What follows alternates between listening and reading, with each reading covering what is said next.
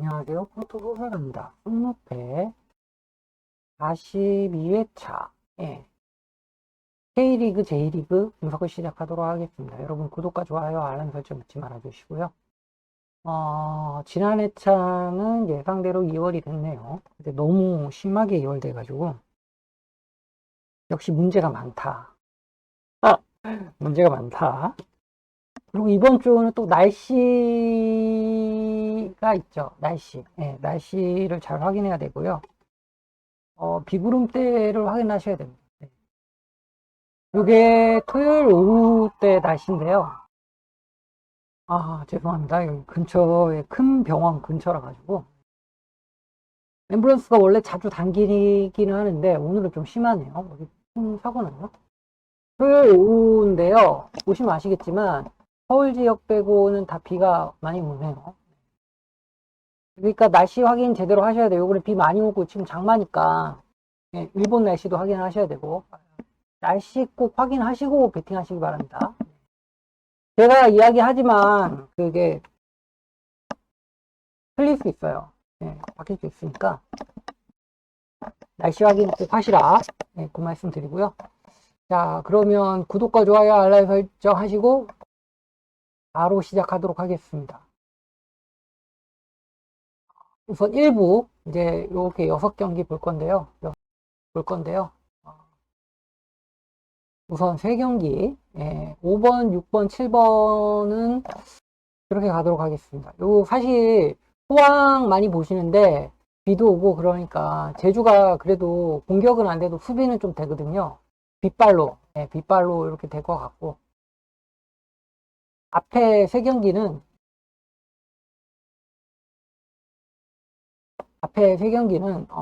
보자. 앞에 3경기는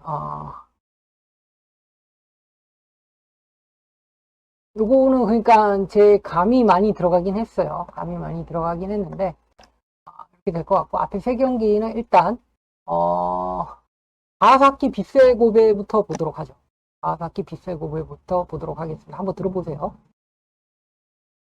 안녕하세요. 자, 오늘은 여러분께서 직접 골라주신 J1리그 빅매치죠. 가와사키 프론탈레 대 빗셀 고베. 이 경기를 한번 속속들이 파헤쳐 보겠습니다. 네. 정말 흥미로운 매치업입니다. 저희가 공유해주신 여러 분석 기사들 또 양팀 선수단 정보들 보니까요. 이게 정말 할 얘기가 많더라고요. 맞습니다. 과거의 강호 그리고 현재 챔피언 이 두 팀의 만남이라 더 그렇죠. 2025년 6월 21일인데요. 이 자료들을 토대로 저희가 어떤 포인트를 짚어봐야 할지 지금부터 한번 자세히 들여다볼까요? 좋습니다. 보내주신 자료들을 보니까 두 팀의 최근 상황이 상당히 대조적이더라고요. 맞아요. 그 점이 저도 눈에 띄던데요. 먼저 홈팀 가와사키. 리그 7인데 최근 5경기 성적 자체는 2승 2무 1패. 뭐 나쁘진 않아요. 네, 표면상으로는 그렇죠. 그런데 보내주신 분석 기사 중 하나가 딱 짚더라고요. 결과 대비 경기 내용이 불안하다. 특히 수비 조직력 저하가 심상치 않다. 이런 평가가 있었어요. 네, 그 지적들이 꽤 있었죠. 지난 가슈와 원정에서 1대 3으로 패배한 게 좀 그런 모습을 보여준 것 같기도 하고요. 네, 맞습니다. 반면에 원정팀 고베는 지금 리그 6인데 최근 5경기 4승 1패. 분위기가 아주 좋아요. 직전 나고야 정구 이겼고요. 그러니까요. 흐름만 딱 놓고 보면 고베 쪽으로 기우는 게 뭐 사실이죠. 네, 확실히 그렇죠. 여기서 가와사키의 그 수비 불안 문제를 좀 더 봐야 할 것 같은데 이게 어제 오는 일은 아니거든요. 그렇죠. 고질적인 문제로 계속 지적되어 왔죠. 네, 핵심 센터백이었던 제시엘 선수. 이 장기 부상의 공백이 여전히 커 보인다는 분석이 많았습니다. 보내주신 자료 중에는 제시엘 이탈 전후의 실점률 변화 같은 구체적인 데이터도 있었고요. 아, 그런 수치까지 있었군요. 네, 베테랑 정성윤 골키퍼가 선방 많이 하죠. 분투하는데 가끔은 좀 역부족일 때가 보이는 거죠. 수비 전체가 흔들리는 장면이 잦아졌어요. 확실히 팀 전체의 안정감 문제로 이어지겠네요. 그렇죠. 반면에 고베는 특별한 전력 누수 없이 공수 밸런스가 안정적이다. 이런 평가가 대부분이었습니다. 아, 그 전력 누수 얘기가 나왔네요. 가와사키는 제시엘 선수 말고도 부상 관련해서 좀 걱정되는 부분들이 더 있잖아요. 맞습니다. 공유해 주신 자료에 그 내용이 꽤 중요하게 다뤄졌는데 공격수 레언드로 다미앙 선수, 또 미드필더 오시마 료타 선수 이 선수들도 출전이 불투명하거나 컨디션이 100%가 아니란 얘기가 있더라고요. 와, 이건 정말 큰 변수인데요. 핵심 자원들이잖아요. 네, 그렇죠. 팀 운영에 상당한 부담이죠. 고베는 반대로 주축 선수들 대부분이 건강하다 이런 소식이고요. 그러니까 전력 누수 면에서도 고베가 좀 더 유리한 상황이네요. 네, 그렇게 볼 수 있죠. 특히 고베 공격진에는 정말 대체 불가 에이스라고 불리는 오사쿠 이하 선수, 그리고 활동량 엄청난 무토 요시노리 선수. 이 둘이 건재하거든요. 아, 그 두 선수 조합이 정말 위력적이긴 하죠. 네, 이 조합이라면 지금 가와사키의 그 불안한 수비 라인을 충분히 공략할 수 있다. 이런 분석이 상당히 설득력이 있게 들립니다. 실제로 보내주신 기록 중에 지난 4월 맞대결 데이터도 있었는데 네네, 봤어요. 그때도 고베가 이겼죠. 2대 1이었나? 맞습니다. 고베가 2대1로 승리했었죠. 허허, 듣고 보니까 가와사키 입장에서는 홈 경기라는 이점 말고는 글쎄요, 좀 긍정적인 부분을 찾기가 쉽지 않아 보이는데요. 그렇죠. 객관적인 지표만 보면 그런데요. 근데 또 다른 분석 자료 보니까 그래도 가와사키에는 베테랑, 이에나가 아키히로, 이 선수의 번뜩이는 플레이가 있고, 아, 그리고 부상에서 돌아온 주장, 타치바나다 켄토 선수, 이 선수의 중원 조율 능력, 여기에 기대를 거는 시각도 있더라고요. 이런 변수가 작용할 여지는 없을까요? 물론입니다. 당연히 있죠. 이에나가 선수의 그 노련함, 클래스는 여전하고요. 타치바나다 선수의 복귀는 분명히 가와사키에게 큰 힘이 될 겁니다. 희망적인 부분이죠. 그렇죠. 중원에서 확실히 중심을 잡아줄 수 있으니까요. 네. 오니키 감독은 자기 스타일대로 점유율을 높이면서 경기를 풀어가려고 할 겁니다. 네, 특유의 점유율 축구요. 그렇죠. 다만 최근 공격 전개에서 좀 세밀함이 부족하다는 지적이 계속 나오고 있고요. 그리고 앞서 계속 얘기했던 그 수비 불안, 이걸 고려하면 아, 역시 그 부분이 걸리는군요. 네, 요시다 감독이 이끄는 고베의 그 탄탄한 조직력, 특히 수비 후 빠른 역습, 여기에 좀 고전할 가능성이 높지 않나 하는 분석의 무게가 실리는 거죠. 보내주신 자료 중 하나는 아예 스타일 상성상 고베가 가와사키의 약점을 파고들기 좋다, 이렇게 평가하기도 했고요. 와, 정말 스타일의 충돌이 예상되네요. 점유하려는 가와사키와 실리를 챙기려는 고베. 결국 전반적인 안정감이나 최근 기세, 핵심 선수 컨디션, 이런 걸 다 종합해 보면 원정팀 고베의 우세를 점치는 분석이 많은 것 같네요. 네, 그렇습니다. 예상 스코어도 가와사키 1, 고베 2 이런 예측도 있었고요. 네, 여러 객관적인 지표들이 고베의 손을 들어주고 있는 상황이죠. 정리해보면 가와사키는 호미점, 그리고 이에나가 같은 베테랑들의 저력을 기대해 볼 수 있지만 역시 수비 불안과 부상 변수가 좀 크다. 네, 그게 발목을 잡을 수 있다. 그렇죠. 반면 고베는 안정된 전력과 조직력, 그리고 핵심 선수들이 건재하다는 점이 강점이고요. 이게 저희가 보내주신 자료들을 통해 파악한 핵심 내용이라고 할 수 있겠습니다. 네, 이렇게 경기 전망을 한번 정리해 봤습니다. 제가 말하는 것보다 이게 더 낫죠. 네. 그래가지고 이 경기는 고베가 유리할 것 같아요. 고베가 유리할 것 같고요. 아이고야. 고베가 유리할 것 같습니다. 네, 고베가 유리할 것 같고. 다음 경기는 이것도 역시 자료를 준비했습니다. 한번 보시죠. 2025년 6월 21일에 열리는 J1 리그 경기입니다. 나고야 그랜퍼스 대 시미즈 에스펄스. 네, 아주 흥미로운 매치업이죠. 저희가 가진 분석 자료를 바탕으로 두 팀의 상황, 또 주목할 점들 이런 것들을 좀 빠르게 짚어보면서 여러분이 경기를 더 재밌게 보실 수 있게 도와드리겠습니다. 좋습니다. 이게 시작부터 보면요. 두 팀 분위기가 정말 뭐랄까 하늘과 땅 차이 이런 느낌이에요. 네, 그렇죠. 극명하게 갈리죠. 나고야는 지금 리그 15위까지 내려앉았고 최근 리그 5경기에선 1승 1무 3패. 부진이 좀 깊어요. 특히 직전 비셀고베 원정에서 진 게 좀 뼈 아팠을 겁니다. 맞아요. 그리고 예전에 그 짠물 수비라는 별명이 있었잖아요. 있었죠. 나고야 하면 수비였는데. 근데 요즘 보면 그게 좀 흔들리는 모습이 자주 보여요. 반면에 시미즈는 10위. 꽤 안정적이에요. 네, 승격팀인데도 그렇죠. 최근 5경기를 봐도 2승 2무 1패. 괜찮죠? 특히 5월에 보면 좀 까다로운 팀들을 연달아 잡았어요. 이게 승격팀 이상의 어떤 끈기, 저력을 보여주는 것 같아요. 맞습니다. 그 대비가 정말 뚜렷한데 나고야의 경우 하세가와 감독 체제에서 뭔가 돌파구를 찾아야 하는데 쉽지 않아 보입니다.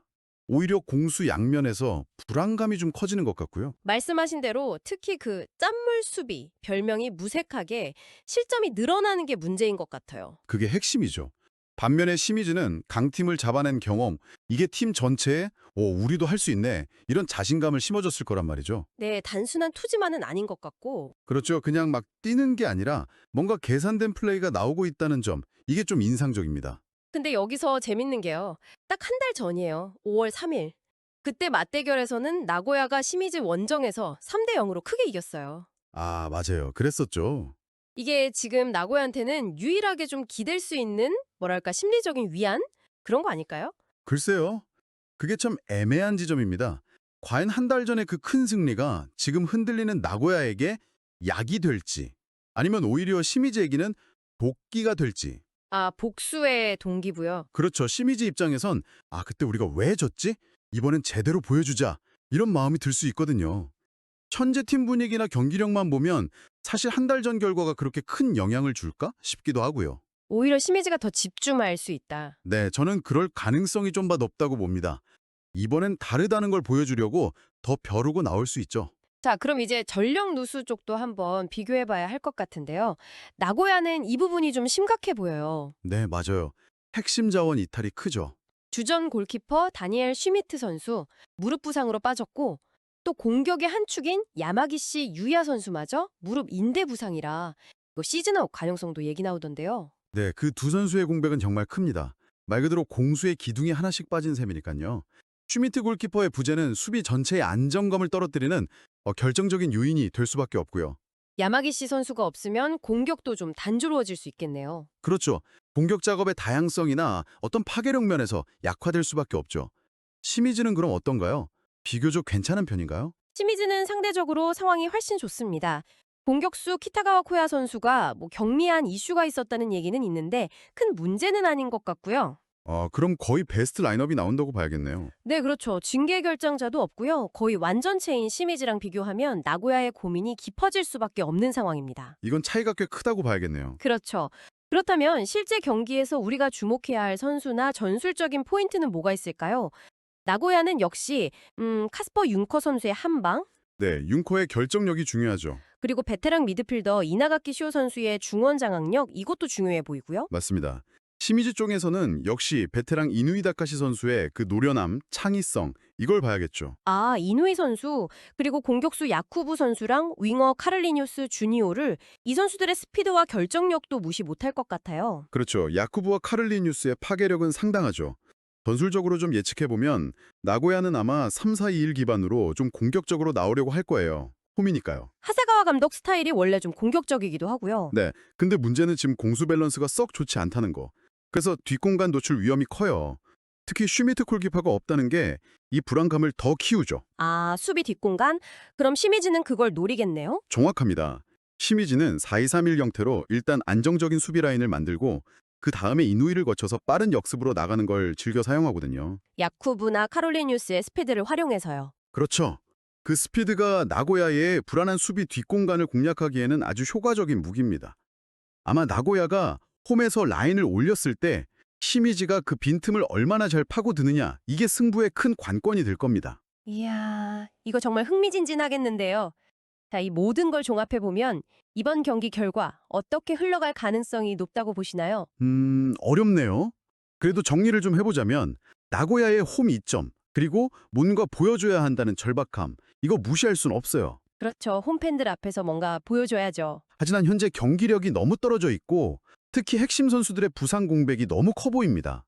한 달 전 승리 기억만으로는 이걸 다 극복하긴 좀 어렵지 않을까 싶어요. 시미즈는 반대로 안정적이고 네, 시미즈는 원정이긴 하지만 전력이 안정되어 있고 또 확실한 역습 카드라는 무기가 있잖아요. 나고야의 수비 불안을 생각하면 시미즈가 최소 무승부 이상은 가져갈 가능성이 높아 보입니다. 그럼 예측을 좀 더 구체적으로 해본다면 조심스럽긴 한데요. 1대1 무승부 가능성이 꽤 있어 보이고요. 아니면 근소하게 시미즈가 우세하지 않을까, 그쪽으로 조금 더 무게추가 기우는 느낌입니다. 결국 홈에서 반등이 절실한 나고야 그리고 안정적인 상승세를 이어가려는 시미즈 이 대결 구도가 되겠군요. 오늘 깊이 있는 분석 정말 감사합니다. 그래서 결론적으로 이야기하면 요거는 무승부 가능성이 크죠. 무승부 가능성이 큰데 시미즈가 이길 가능성이 더 좋다. 근데 지금 현재 투표가 보면 조금 그렇긴 하죠. 네, 조금 그렇긴 합니다. 일단 저는 무승부 가능성이, 나가야 홈이니까. 그리고 시미즈가 거의 뭐,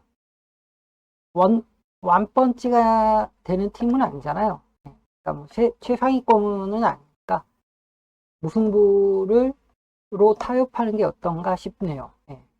그리고 이제 강원이랑 대구 경기가 있는데, 역시 또 비가 올 거란 말이죠. 네. 비가 올 건데, 근데 이게 애매해요. 강릉이 비가 오나 안 오나가 좀 애매하긴 해요. 애매하긴 한데, 대구가 강원 가가지고 좋은 기억이 별로 없거든요. 대구가 지금 최근에 좋지도 않고. 그래, 강원 승이 유력한데, 강원